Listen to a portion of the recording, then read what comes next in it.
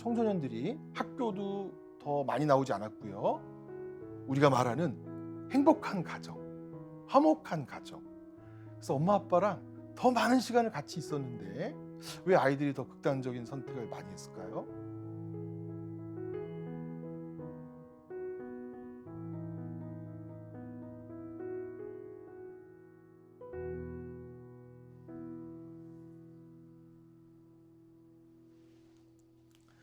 안녕하세요. 정신과 의사 김현수입니다. 올 한 해 정말 코로나로 시작해서 결국 코로나로 끝나는 것 같습니다. 그래서 정말 서로 이 지친 마음을 위로하고 격려해야 되는데 쉽지 않네요. 코로나가 우리를 어떻게 핥히고 갔을까요? 코로나가 우리한테 빼앗아 간 것이 무엇일까요? 사실 어떤 면에서 이제 방역, 감염 수치 그런 얘기는 정말 많이 하고 코로나로 인해서 우리가 잃은 것 이건 정말 무엇일까? 이런 얘기를 찬찬히 나눠본 적은 별로 없는 것 같아요. 그래서 제가 오늘 여러분들하고 코로나 때 잃은 것들 이게 도대체 어떤 것들인지 한번 같이 얘기해보고 그런 것들을 다시 회복하는 방법 또 소생시킬 수 있는 방법 그런 거를 많이는 아니지만 조금 함께 다시 얘기를 해볼까 생각 중에 있습니다.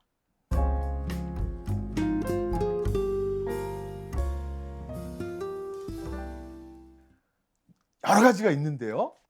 어르신들은 어르신들대로 손주를 못 봤다. 손주 얼굴이 기억나지 않는다. 손주를 잃었다. 제가 진료하던 분들 중에서는 목소리를 잊었다. 네, 하도 전화를 하지 않아서 이런 분도 계셨고요.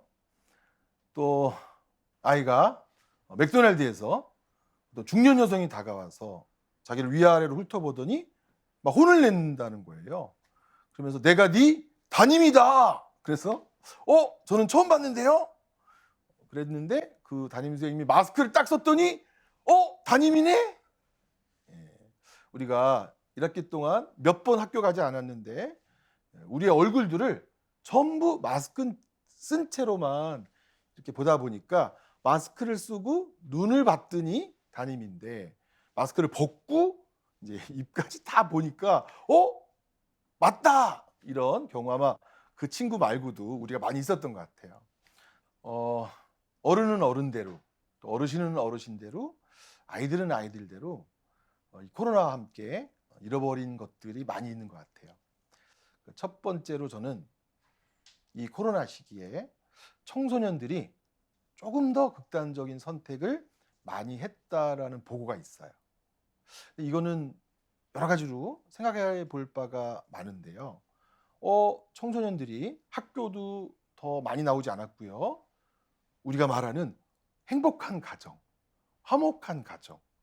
그래서 엄마 아빠랑 더 많은 시간을 같이 있었는데 왜 아이들이 더 극단적인 선택을 많이 했을까요? 또 공부 스트레스도 사실 이번에 더 많이 주지 않았죠.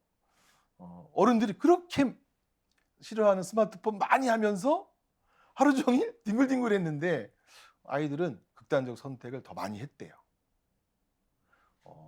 이 이야기는 우리한테 어떤 것을 생각하게 만들까요? 많은 사람들이 가정 이러면 좋은 곳이라고 생각하고요. 또 화목한 곳, 평화로운 곳 이렇게 생각했지만 사실 이번 코로나 때 코로나가 우리의 가정을 벗겼어요. 코로나 때 드러난 가정은 편차가 컸어요. 우리 사회의 가정은 위험한 곳도 많았어요. 가정은 방임하는 곳이었고요. 가정은 학대하는 곳이었어요. 그래서 정말 가정이 위험한 곳이다라고 하는 것을 코로나가 알게 해주기도 했어요. 물론 많은 가정이 그렇지는 않지만 한편으로는 적지 않은 가정에서 아이들은 부모와 싸우고 지냈고요. 부모가 아이들을 나가라고 했고요. 핸드폰만 하는 좀 아이를 보면서 정말 지겹다고 했고요. 하지만 아이들은 핸드폰이 없으면 할 일이 없었어요. 마당도 없었고요. 공부를 빼놓고 정말 할 일이 없었어요. 그러면 이리 와서 빨래를 개라. 하지만 아이들은 빨래를 갤 줄도 몰라요. 일로 와서 청소를 해라. 청소할 줄도 몰라요. 왜냐하면 그동안은 공부만 하라고 했거든요. 이런 과정에서 가정이 사실 아이들한테 평화를 주는 곳이 아니라고 하는 사실을 한편으로 알게 됐고요. 또 하나는 가정이 있다고 해서 충분하지 않았어요.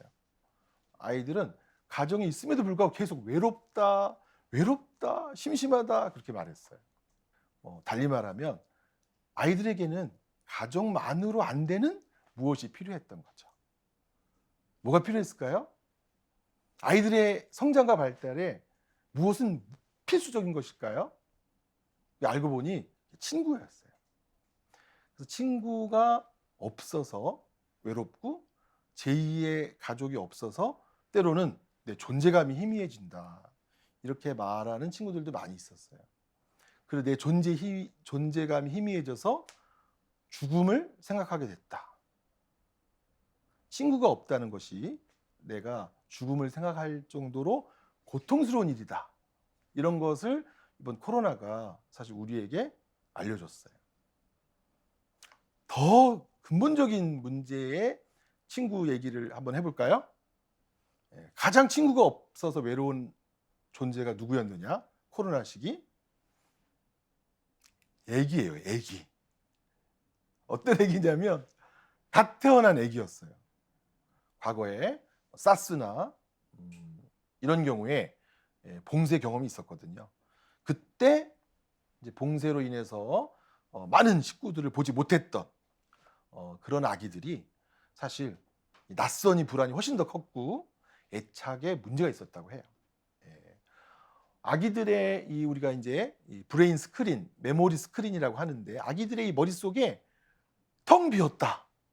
사람 얼굴이 하나도 없다. 엄마 아빠 얼굴밖에 없다. 이럴 경우에 아이들의 사회성이 떨어지고 사회 경험이 없음으로 인해서 사람들과 어울리기 힘들어한다. 이건 사실 우리가 뭐 상식적으로도 좀 예측할 수도 있잖아요. 사실 그뿐만이 아니에요. 아이가 면역력도 떨어진다고 그래요. 또 자주 바깥에 데려나가지 않으니까 햇볕도 적게 쬐죠. 여러 가지 문제가 생겨요. 그래서 이 시기에 태어난 아기들에 대해서 국가적 차원에서 약간 걱정해요. 그리고 이것에 대한 도움을 주려고 하죠. 이런 걱정도 사실 우리가 하고 코로나 시기에 태어난 아이들에 대한 지원도 한번 생각해 봐야 한다. 이런 섬세한 생각도 우리가 해야 하지 않을까? 네.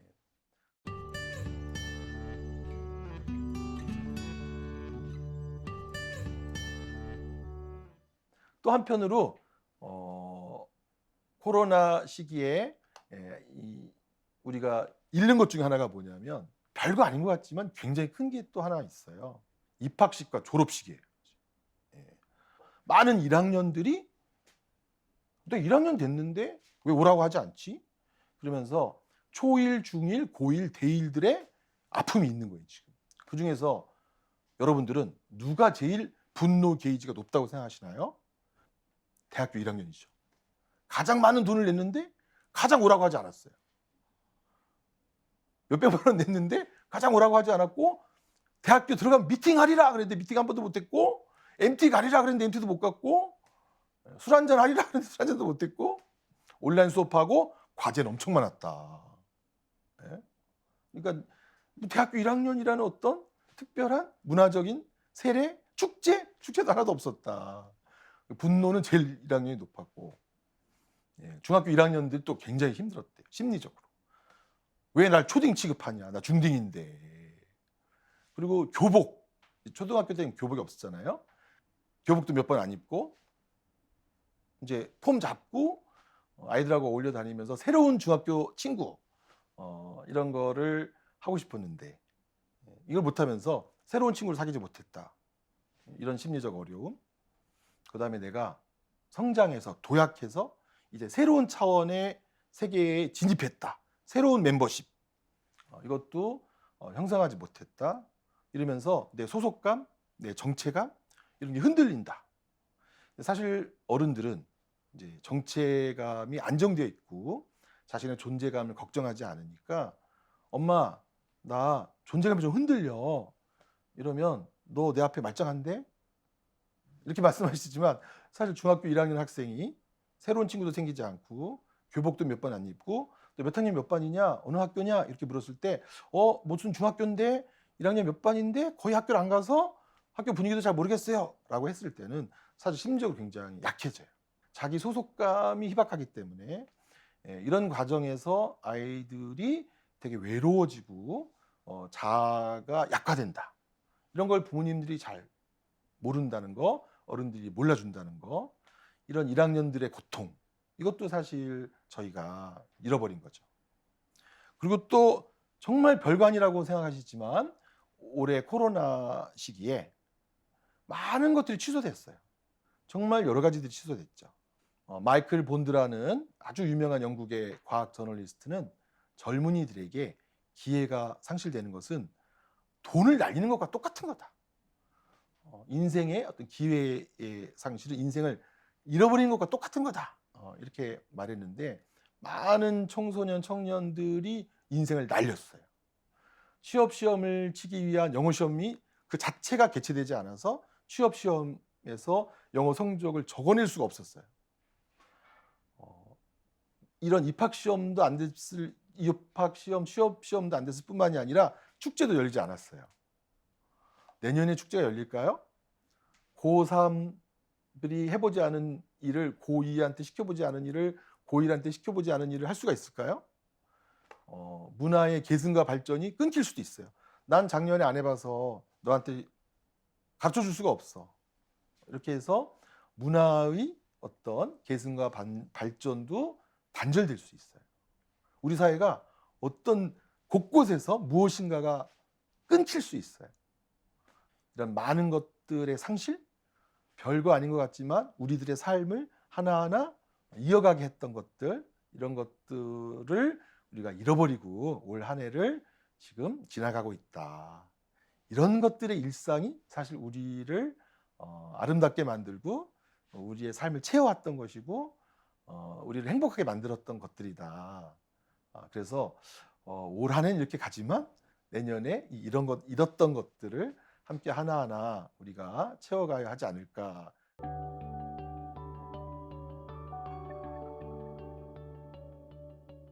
이런 거 어떻게 우리가 다시 살려낼 수 있을까요? 코로나 시기에 잃었던 것? 이게 무슨 매직이 있을까요? 마술적인 방법이 있을까요? 그래서 이제 다른 나라 사람들 어떻게 하나 그런 얘기 물어봤는데 너무나 실망스러워요. 네. 너무나 마술적인 방법이 없어요. 어떻게 해결하냐? 그랬더니 가족의 회복 어떻게 가능하냐? 굶주림의 회복 어떻게 가능하냐? 축제의 회복 어떻게 가능하냐? 이런 얘기 물어봤더니 모여서 이야기한다. 모여서 이야기한다면 그다음 어떻게 하냐? 더 많은 사람들이 모여서 이야기한다. 더 많은 사람이 모이기 위해서 어떻게 하냐? 더 높은 사람들이 모여서 얘기한다. 그래서 사실 우리는 무엇을 잃었는지 잘 찾아보고 또 모여서 얘기하고 또 빠진 사람 불러들여서 얘기하고 우리 아까 코로나 돌된 아기한테 넌 무엇을 잃었는지 물어볼 수 없지만 또 그 아기들의 엄마한테 어떤 게 힘든지 물어보고 그래서 지금 우리는 많은 사람들에게 물어보고 이야기 듣고 물어보고 이야기 듣고 우리가 회복할 수 있는 방법은요. 정말 말하지 않은 사람에게 다 말하라고 해서 각자가 잃어버린 것들을 다 모아서 잃어버린 것들을 되찾을 수 있도록 여기저기서 이야기들을 모아서 전하고 그래서 이것들을 끊기지 않도록 코로나로 인하여 우리가 무엇인가가 단절되지 않도록 많은 이야기들을 연결하고 이야기하는 것 이게 소생의 방법, 치유의 방법, 회복의 방법이라고 사람들이 이야기를 했었습니다. 그래서 제가 마지막으로 정리하는 것은 결국 대단한 방법이 없더라. 우리 다 같이 모여서 한국 사람들이 잘하는 거 수다 떨자. 또 모여서 재밌게 수다 떨고 다만 이제 면역력 강화되는 방식으로 술 대신에 좋은 차 마시면서 이 인문학적 수다, 데카메론이라는 책 아시죠? 그게 뭐냐? 그게 중세 패스트가 유행한 시절에 사람들이 모여서 밤새 수다 떨면서 이후에 인류에게 남긴 이야기다. 이야기를 사람들에게 계속 전할 수 있도록 이야기를 남기자. 네, 그 얘기를 끝으로 제가 여러분들에게 전하고 싶습니다. 감사합니다.